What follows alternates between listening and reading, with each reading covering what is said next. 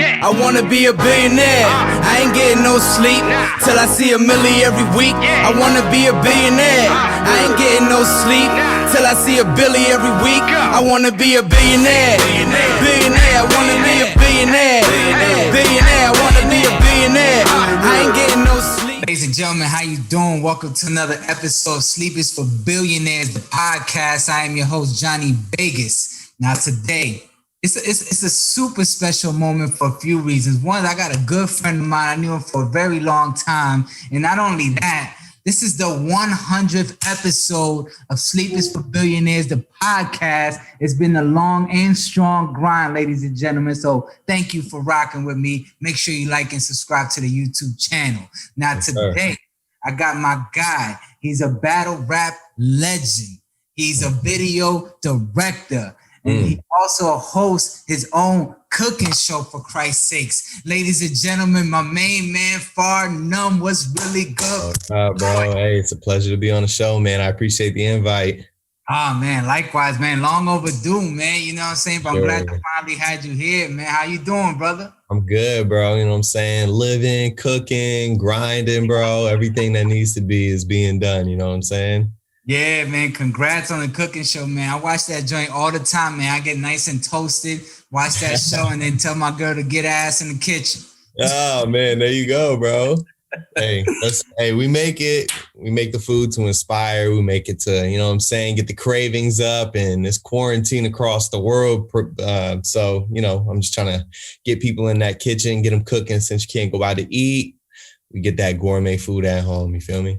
Right. Well, you're definitely doing a great job, my brother, man. I mean, so as you know, this show is about getting insider information for those looking to become, you know, industry professionals. And I consider you an industry professional. You've been in the industry for quite some time.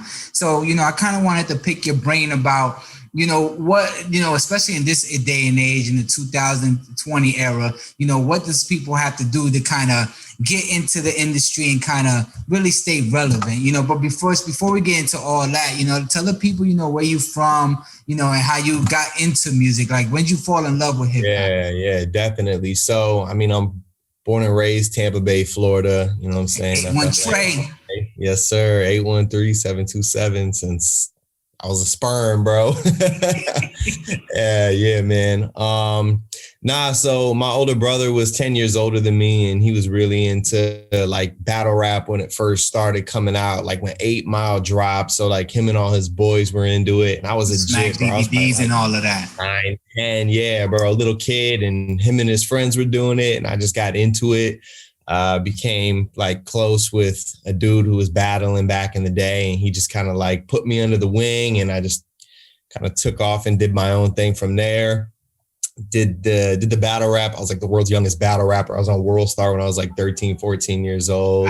Wow. Yeah, like crazy stuff. Like I was like 13, 14 years old on Twitter and had like Alchemist and like Polly Malignaggi reaching out to me and just in my DMs like, yo, keep grinding, keep doing your thing. So that was wild.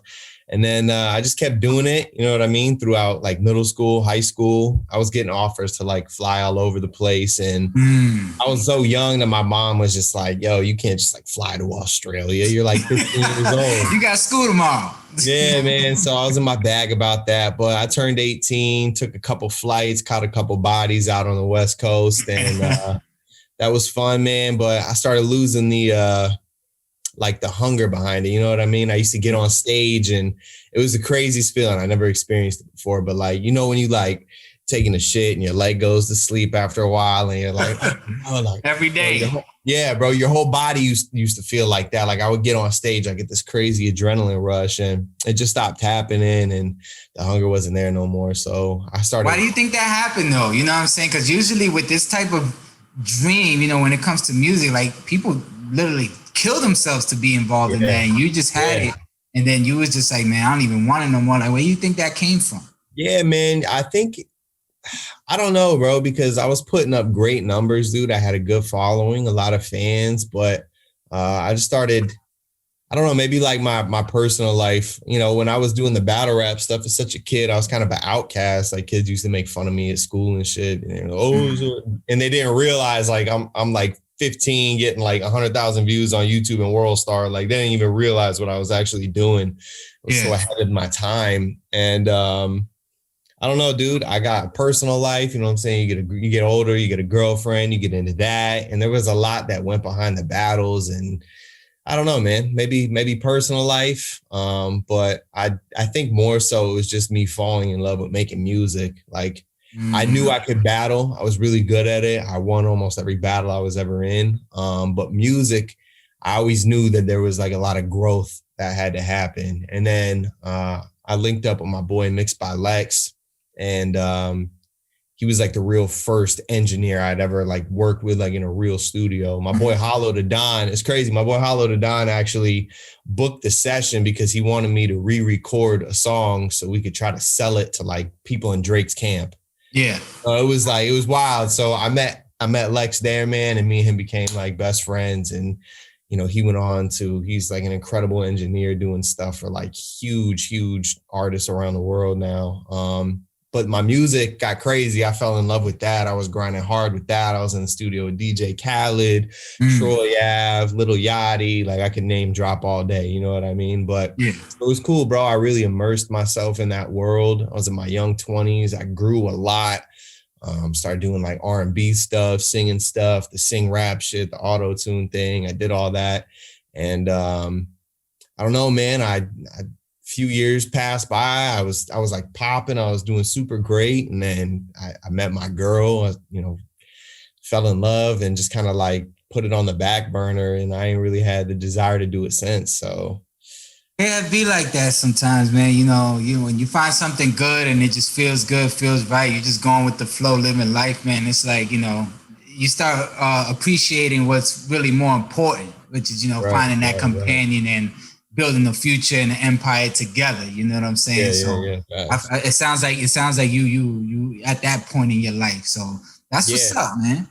That's what's up. What do you think about the stigma when people talk about how battle rappers can't make songs and all of that? Because it sounds like, you know, at the point in time where you fell in love with making music as opposed to just battle rap, and you kind of diverse and really, you know, sharpened your sword when it came to the writing music aspect of things, and really did well for yourself. But some people don't really get to that point. They just kind of try to make songs and they do battle rap verses with these whack ass hooks and songs, and it's just trash. So what's your take on that? It's crazy because, you know what, until you said that, bro, I completely forgot about that stigma. Like I remember being on this forum back in the day that all the battle rappers were on. They would post their music and they'd all be like, oh, they say battle rappers can't make music. And it was all trash.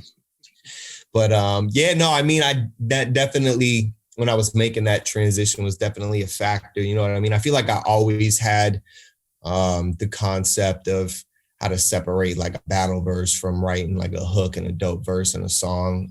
I just really needed, without an engineer, you're nothing. You know what I'm saying? As an artist, like you ask any huge artist out there and they're nothing without their engineer, you know, except for maybe people like Usher or like super talented singers and stuff like that. But you need that engineer, man. And once me and Lex started working together, I was like, oh, we're out of here, man. It's over. Like, so the stigma definitely probably pushed me in the beginning, and then I completely like separated myself from it and forgot about it. But there's some incredible battle rappers that make music. I really like Sue Surf stuff. Yeah, Jersey. Man. Yeah, he's Jersey. He just be talking real shit on them beats, man. So I can appreciate that. Who's your top 5 battle rappers out right now? Oh man, or just of all time, you know, because I'm not sure if you keep up with the new ones. Yeah, man. I mean, I might be biased because I'm friends with all of them, but I would definitely say, you know, Hollow to Don is one. Mook. I don't know, bro. I've always loved Averb. I think Averb is super dope, especially back like in the URL TV come up days, man. He was one of the first dudes who like was able to separate like filler bars. Like he'd be the only dude like an 8-bar scheme, and instead of just like filler bar with the rhyming word, it was like punchline, set up, punchline. Like he was like the first one to really take it there, man. So Averb for me is definitely on that Mount Rushmore. Disaster is up there. And then I don't know, bro.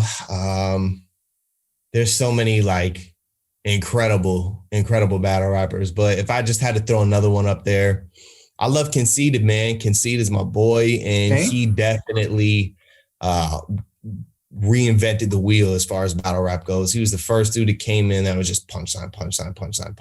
It was ridiculous, bro. Yeah, Khan's nuts, man. And people don't know this, but Khan came out on the Grind Time West Coast battles way back in the day. They did this thing called The Jungle in Stockton, and he was on there with Fox and QP and Tall T and all them, Heartless.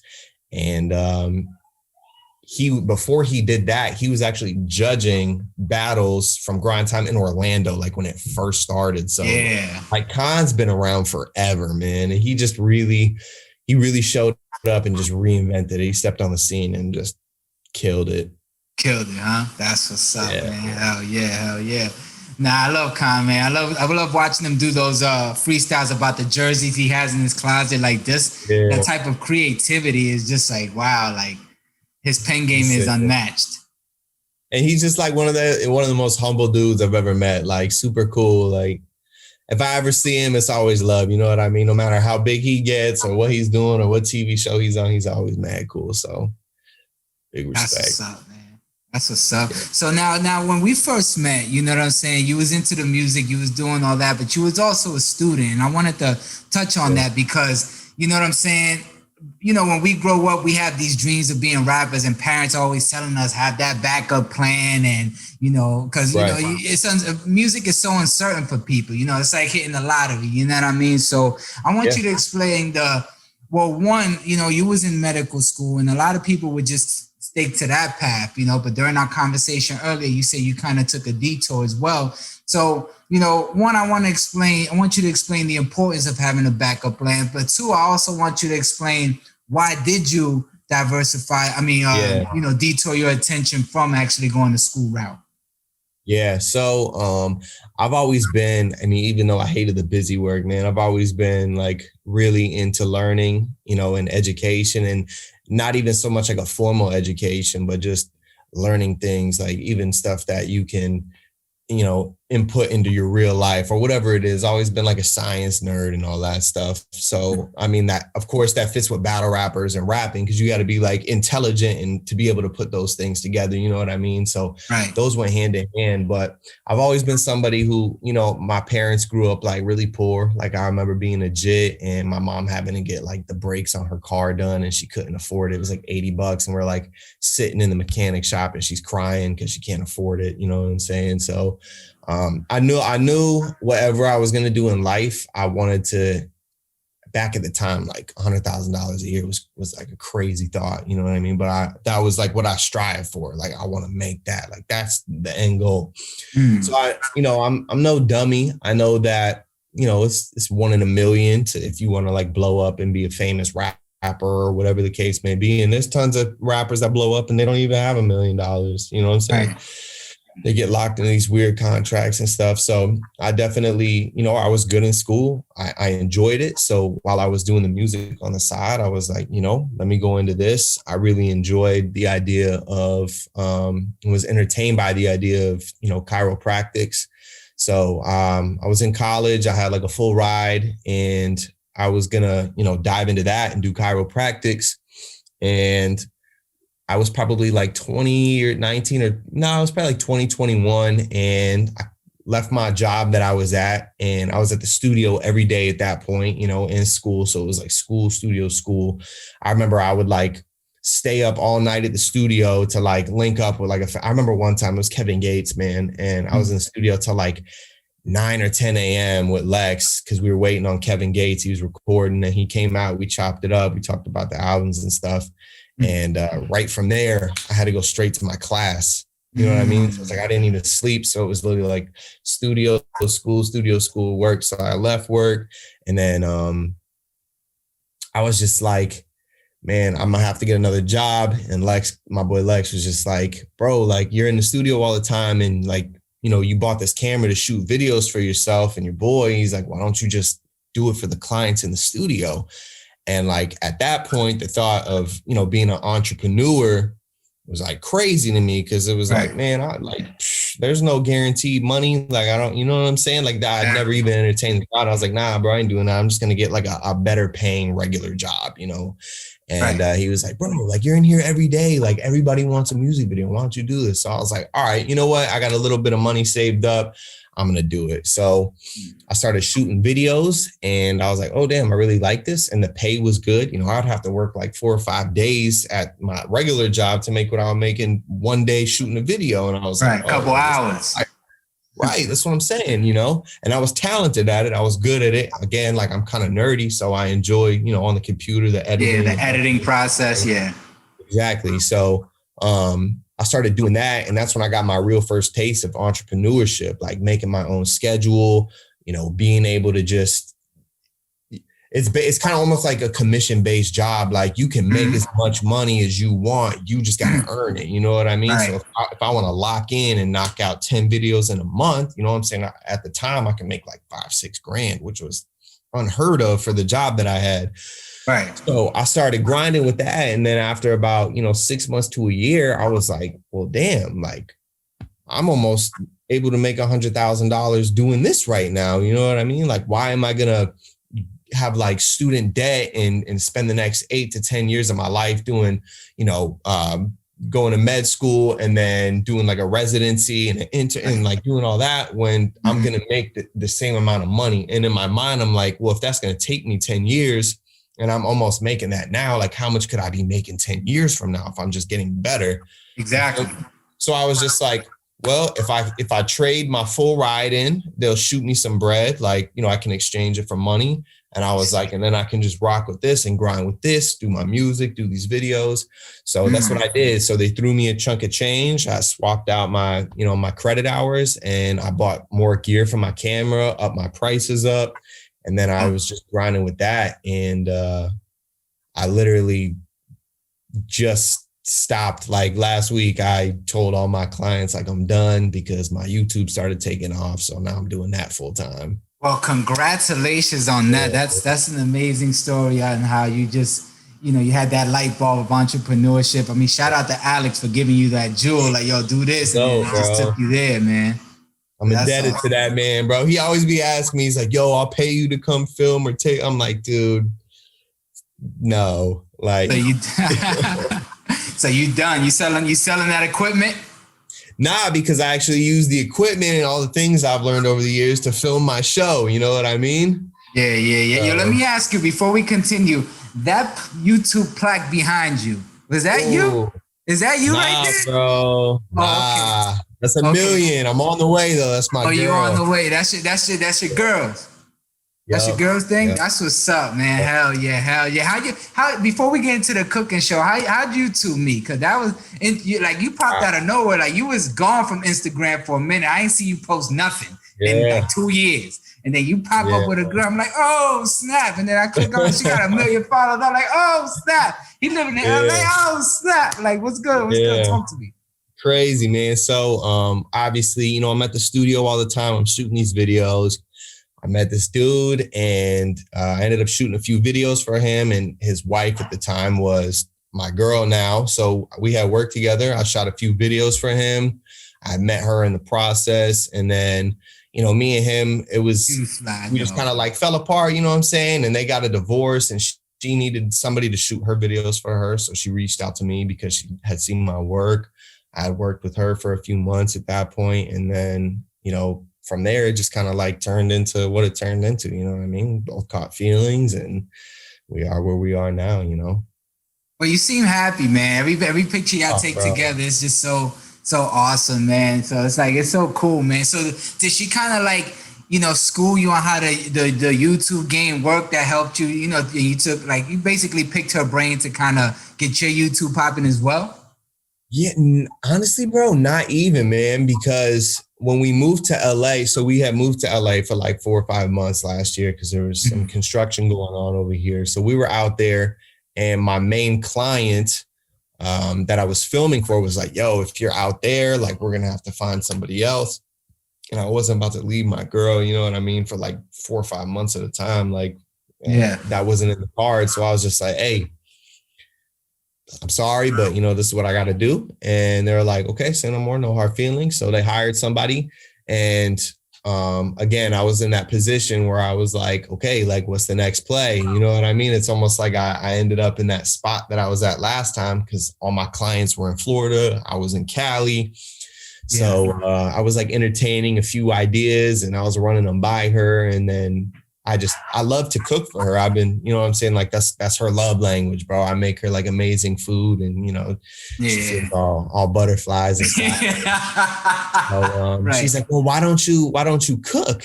And I was like, what do you mean? She's like, do a YouTube channel where you cook. And I was just like, hell no. Cause I had such a sour taste in my mouth from like all the stuff that she had gone through over the years with YouTube and just like the kind of negativity that like bleeds into your regular life from YouTube. And I was like, oh, no way. Like, I'm not even going to entertain that. And then she just kind of kept like pushing me. And she's like, just try one, just do it once, just film a video and put it up. And I was like, all right. So I did it with the full intent of never doing it again. Like if you watch it, I even say it in the video, I'm like, hey, this is probably a one and done, but I'm just going to try and see what happens. And it was crazy. I got like 75,000 views in like a day. And I was just like, whoa. So I was like, okay, like, let's see what happens, And then I started grinding them out and I got like 7 or 8 videos in. The channel was growing crazy. I had hit like 300K. I didn't even have 10 videos up. You know what I mean? Wow. So like subscribers are growing. My daily views are going. That ad revenue's going. I'm like, okay, like let's go. And then COVID hits. Dang. And I have a crew that comes and films for me. They use all my equipment, but I have to have people like help with the lighting and the other cameras. And I was, and it was like real bad at the time. We didn't know what was going on. So I was like, yo, we're gonna have to fall back. We'll pick this up. There's more important things in the world going on. And then that kind of died down and people started coming back to YouTube. And then the George Floyd thing happened. And I, what I'm saying? Like a lot of my best friends were really like impacted by that whole situation. And it just didn't feel like, it was a time for entertainment. Come back. Yeah, man. Like there was so much going on. We had, the riots in Tampa, I had went to all those, the Black Lives Matters things, I had to show up and show out.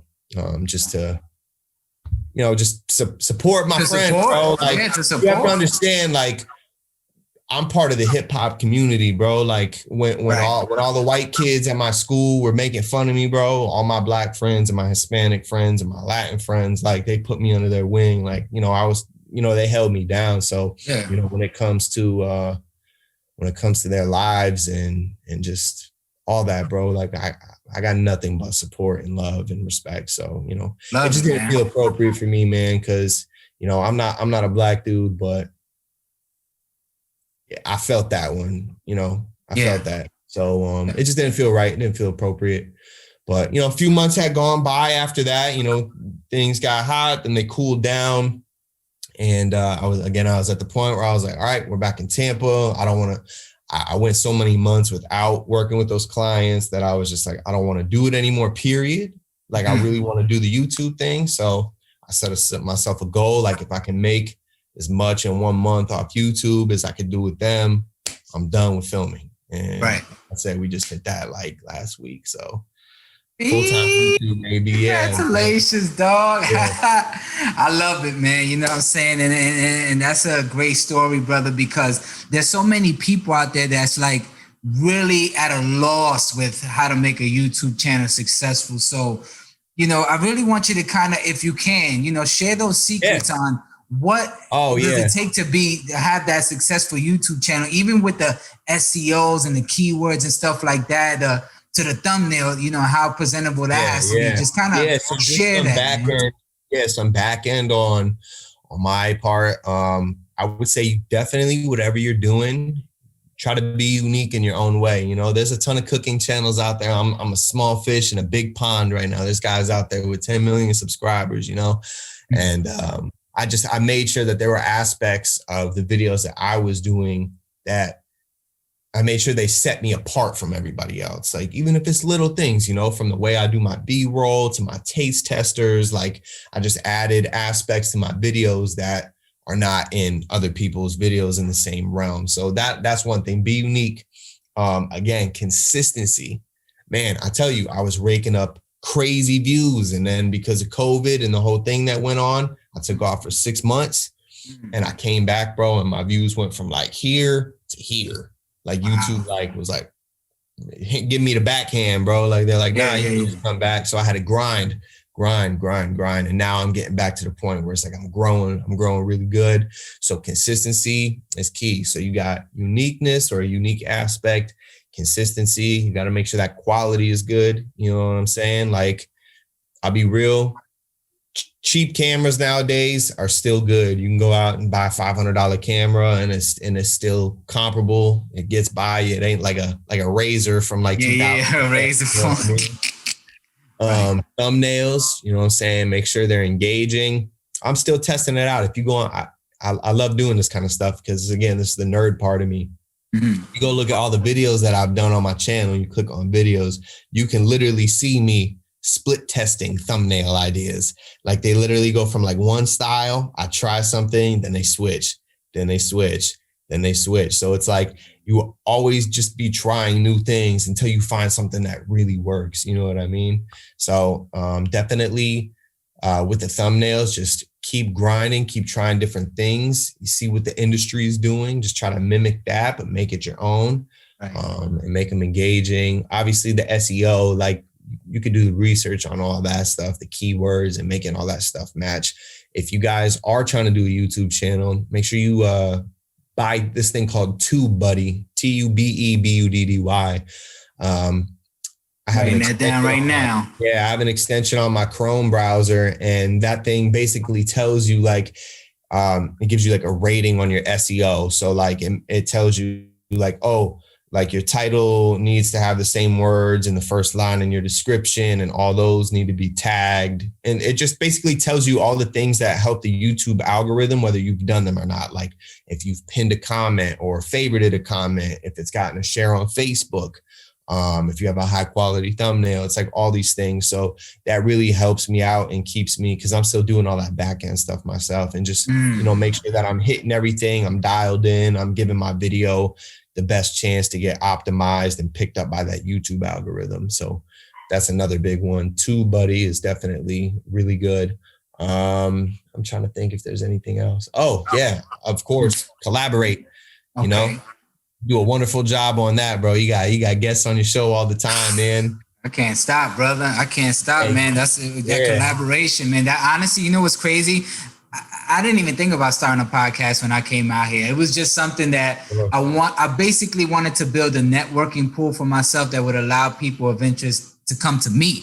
So it was just like, okay, let me just build a podcast, tell people I got a podcast, and just keep inviting people over that I want to network with. And every time they come, I just start picking all these questions I'm asking. It's just me picking people's brains. And after the end of the conversation, we end up doing business together, or they end up inviting me to a party, or I just end up becoming their friend. You know what I'm saying? And that's really helped me a lot, especially in LA, you know, coming out here, starting off new. So yeah, the collaboration, I definitely agree with you, is a big key. Yeah, it's huge, man. Especially, you know, when you can garnish some respect, you know, and you earn that, and you put that work and that grit and that grind in, and, you know, some bigger people recognize you, you know, they don't have a problem blessing you, you know what I'm saying? And the same goes for me, you know, if like one of my boys who I've been boys with for a long time, like he's starting a YouTube channel, and, you know, you already know I'm going to put him on, you know, that's just how it gets, you know, it's like it's like that saying, man, you can either come together and take over the world, or, you know, compete, and then you only grow half as much. You know what I'm saying? It's just like sometimes not even that far. Yeah, exactly. So just network and collab, and just, you know, build those bridges. And yeah, man, those are probably like the most important things with the YouTube channel, I could say. And it's got to be something you love. It's got to be something you love, something you're passionate about. People feel that, man. Like when I'm on the show and people are eating my food and they're trying it out, and I'm in the background like cheese and looking at them, it's like, that's genuine, man. Like I really do.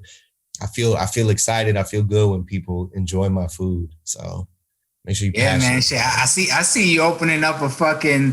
You're like the next Gordon Ramsay out here, man. I don't know about all that. Hey, man. I'm humble, bro. I'm humble. Gordon's one of the GOATs, dude. So, but you on your way. I said it first, man. Hey, there you go, bro. Nah, that's what's up, man. I'm glad to hear that, brother. And yeah, man, I don't think I have any more questions, man. You know, I just want to say, man, you know, I want to thank you for coming on the show today, blessing me, you know what I'm saying, with this opportunity. Oh, actually, you know, I did have one more question. I know you in love. I know you chilling. Life is good. It's great. But do you ever see yourself getting back into music, brother? Because your sound is crazy. For sure, because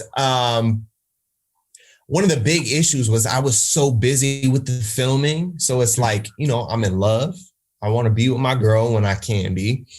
I got my own business. I got all these clients. I'm grinding. And it's like, I'll be real, like my girl is on such a high level, bro. It's so inspiring to me. Like it makes me want to grind so hard to try to match that. You know what I mean? So it's cool being with somebody that inspires you and makes you just want to like grind and elevate yourself and push, you know? So I was so busy with all that I really didn't have time. Honestly, God, bro, didn't have time to go to the studio anymore. And I definitely know now that I'm done with this and I got some more time on my hands with the YouTube stuff. Now that I'm just doing that I'll be able to get back in there. And I definitely got a lot to talk about on those records. No, you do, brother. I can't wait to hear it, man. Yeah. So definitely, I'll definitely be putting music out. That's what's up. I can't wait to hear it, brother, because you got an amazing sound, man. You know, I still got that one song, Money Lingo, we did. I'm honestly still fine-tuning that, man, because I'm kept saving it for this project I'm releasing next year. So fire, bro. It's still in the works. Yeah, it's still in the works. I still got it, man. Still sounding good. You know, I got James on the boards with that. You know what I mean? So yes, sir. But yeah, man, like I said, my brother, I want to thank you for coming on the show today. Let the people know where they could follow you, where they could tune into the show and all that good stuff. Yeah, facts. I mean, first and foremost, bro, I want to thank you for having me on. Thank you for blessing me with the opportunity to, you know, talk to people from my demographic, my circle and your circle and all over there. So thank you for that. Obviously, I'm pushing the YouTube channel hard right now. If you guys are interested in cooking at all, if you want to make fire food, make it for yourself, your girl, your man, your family, just check out the recipes on More Seasoning. We got some fire flame on there, man, especially for the holidays. I've been cranking out some fire food. So check that out. More Seasoning on Instagram, FARNUM Grind Time. And on Facebook, it is FARNUM Tampa, because Facebook be like playing with me and my name on there. Right. Yeah. I see that. I was like, yeah, his last name Tampa too? Dang. My dog, it was a pleasure, man. Always a pleasure to speak to you, man. You know, keep doing your thing. Give my blessings to the lady as well. Yes, and, you know, we'll be in touch, man. I'm probably going to drop this thing tonight, brother. I'm going to get to editing right now. You know, I'm a nerd too on the low. Yes, sir. Appreciate you, bro. Be safe out there in LA and we'll talk soon. Yeah. I wanna be a billionaire. I ain't getting no sleep till I see $1 million every week. I wanna be a billionaire. I ain't getting no sleep till I see $1 billion every week. I wanna be a billionaire. Billionaire. I wanna be a billionaire. Billionaire. I wanna